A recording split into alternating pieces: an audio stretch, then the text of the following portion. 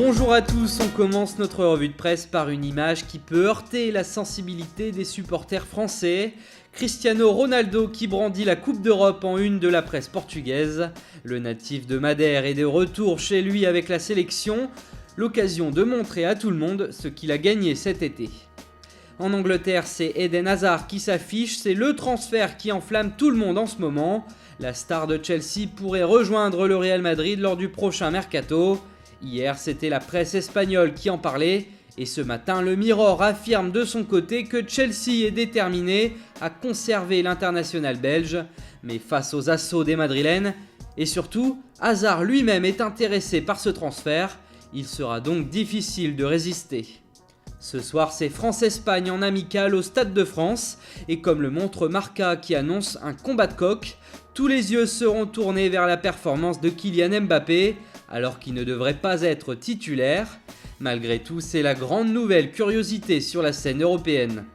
Sport2 pour sa part préfère mettre en avant le côté novateur de cette rencontre. En effet, pour la première fois lors d'un match disputé en France, l'arbitre central pourra rectifier ses décisions grâce à l'assistance vidéo. Dans le quotidien Sport, on retrouve une info mercato. Le Bayern aurait demandé un prix de 90 millions d'euros pour Thiago Alcantara. Une réponse aux intérêts du FC Barcelone qui se faisait insistant ces dernières semaines. Mieux encore, le milieu de terrain formé à la Masia serait en pleine discussion avec le club allemand pour une prolongation de contrat.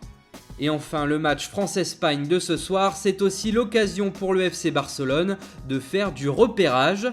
En effet, d'après le journal Sport, les dirigeants barcelonais auraient ciblé 3 pistes potentielles chez les Bleus pour le mercato estival.